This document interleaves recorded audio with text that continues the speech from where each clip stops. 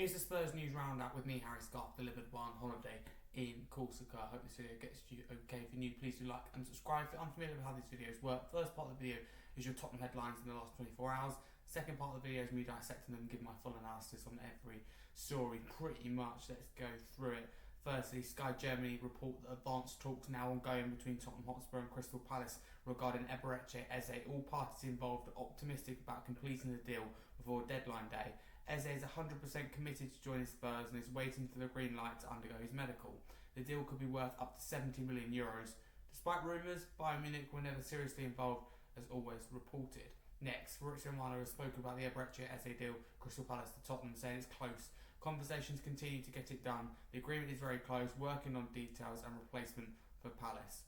Next report from the Sun Football states that Crystal Palace are understood to now want attacking midfielder Eberechi Eze to play in their Conference League game against Fragistan, despite ongoing talks with Tottenham Hotspur over a transfer. Next, 0 minutes for Rodrigo for Real Madrid, an unused sub against Asana. Fabrizio Romano says that Manchester City want Rodrigo, but will only try if Sevilla ends up going to Tottenham, and that move is still not advanced at the moment. Sevilla to Tottenham has been blocked by the Manchester City hierarchy as of now. Sky Sports report that Crystal Palace are close to agreeing a £32 million deal with Leicester City for winger Akliouche. That would be their Eberechi Eze replacement. Next, quick loan watch for you. 3 Tottenham loanees were in action, including Mikey Moore in his Champions League debut. Here's how they all got on. So Mikey Moore, English, you've got 5.9 football rating, 21 minutes played, 3 out of 4 accurate passes, so 75% pass accuracy, 7 touches and 1 shot. Jordan also 5.9 football rating, 77 minutes played, big difference. Accurate passes, 13 out of 14, so he had a 93% passing accuracy and made 20 touches. Damalo Ajay, 6.7 football rating, played 21 minutes, total 17 touches, quite a lot really. 3 out of 3 tackles, 100%.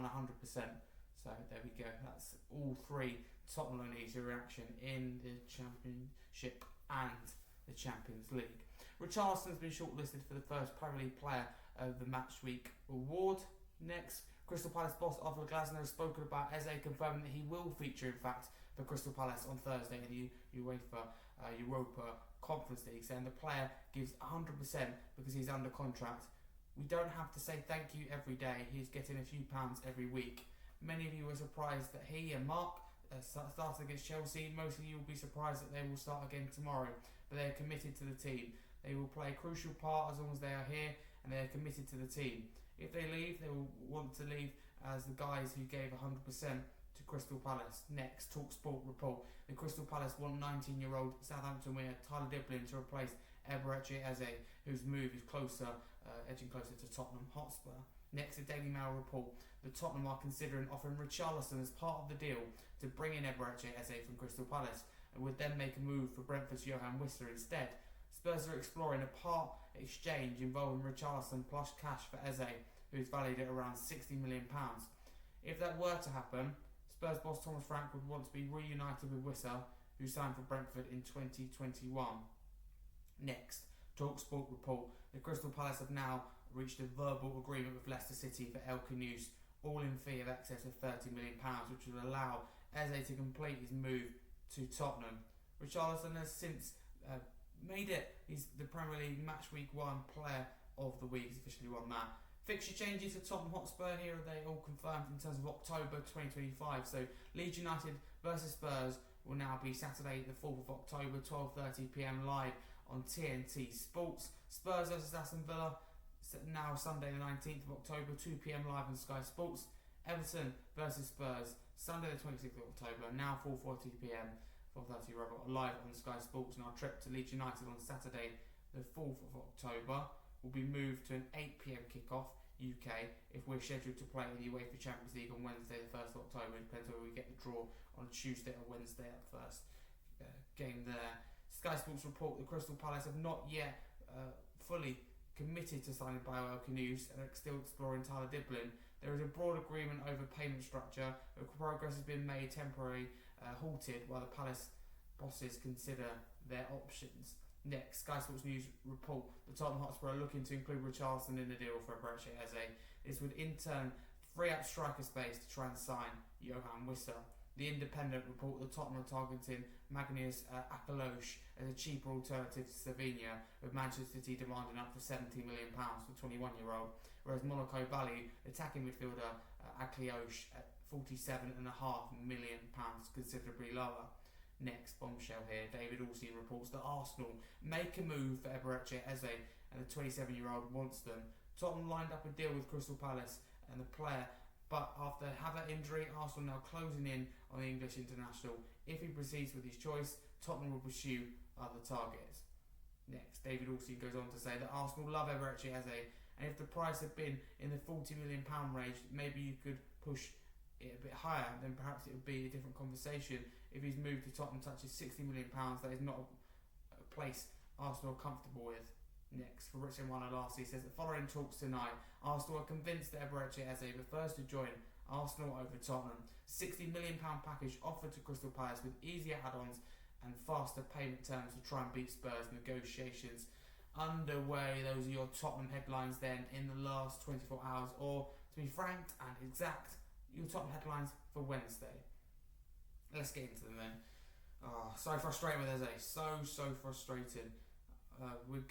Just kind of dissect it. We put it all into one with Eze really, because it's just, I reported from the start of this video what we got the start of the day and just kind of progressed through the day. As you can see, it's massively changed. I'm not going to comment on an old story now. What I will say is that it's incredibly frustrating, and I'm really annoyed with the club. It's so predictable, and all I will say is, right, Havertz gets injured on Sunday, and Arsenal are not only looking, but pretty much about to sign a player.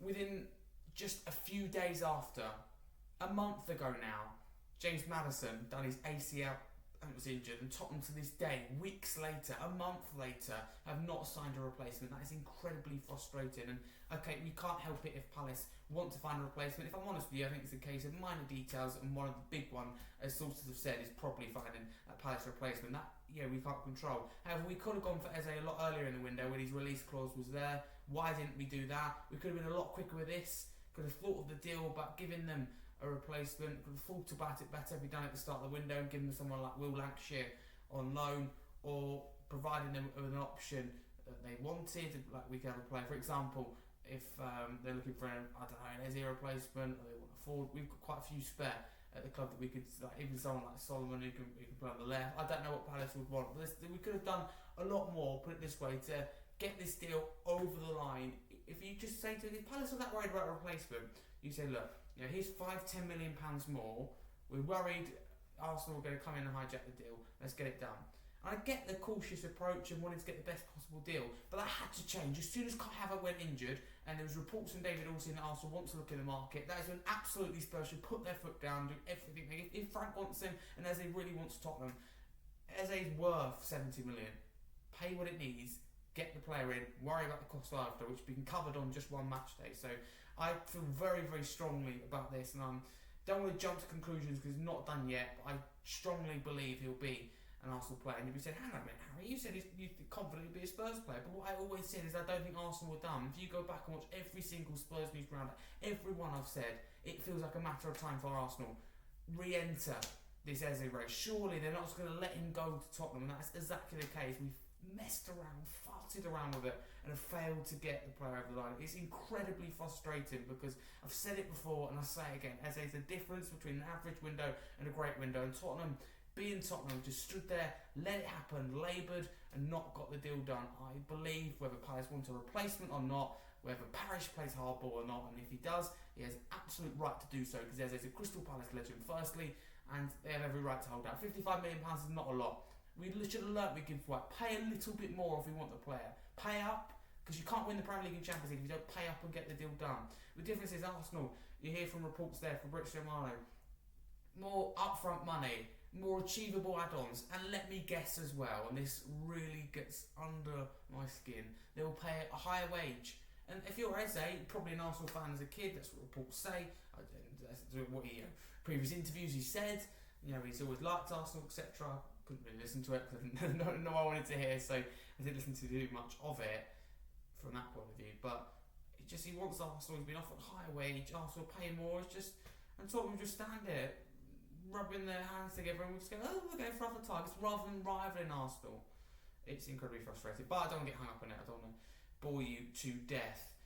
Sevilla, I mean, that's been blocked by Man City at the moment. We're going to end up with neither, are we? Let's just face it. If we end up with just Sevilla, okay, it's a good signing. There's no doubt about it, but it's just it could be.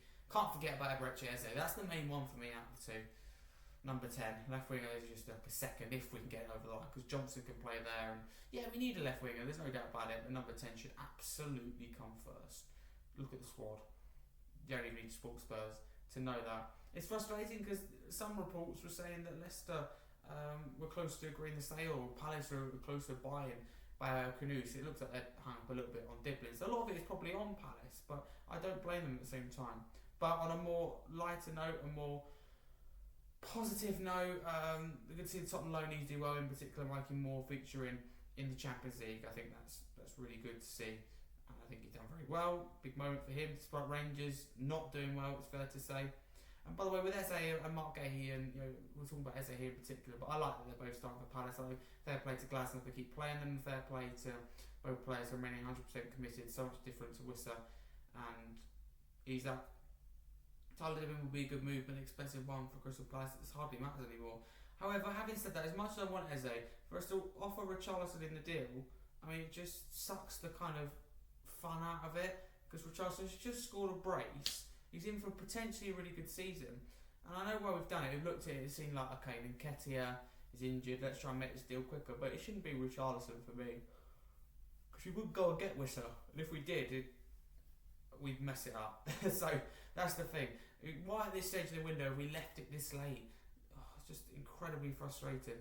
We're allowing Arsenal to progress with outgoings and to pay the money for Eze like a top club would. Congratulations to Richarlison, speak of the devil, on earning the Premier League Match Week one Player of the Week award. Thoroughly deserved these brace. Great start to the campaign, and I suppose the only positive if the Eze deal doesn't go through, then Richarlison's our player. If you asked me a few months ago, I would have said sell, and I've said it, haven't I?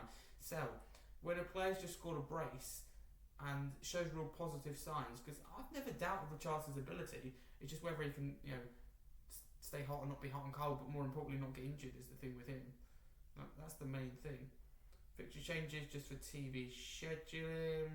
Also, we've got Magnus Akliouche, cheap alternative to Sevilla. We'll probably end up with him rather than Sevilla or Eze.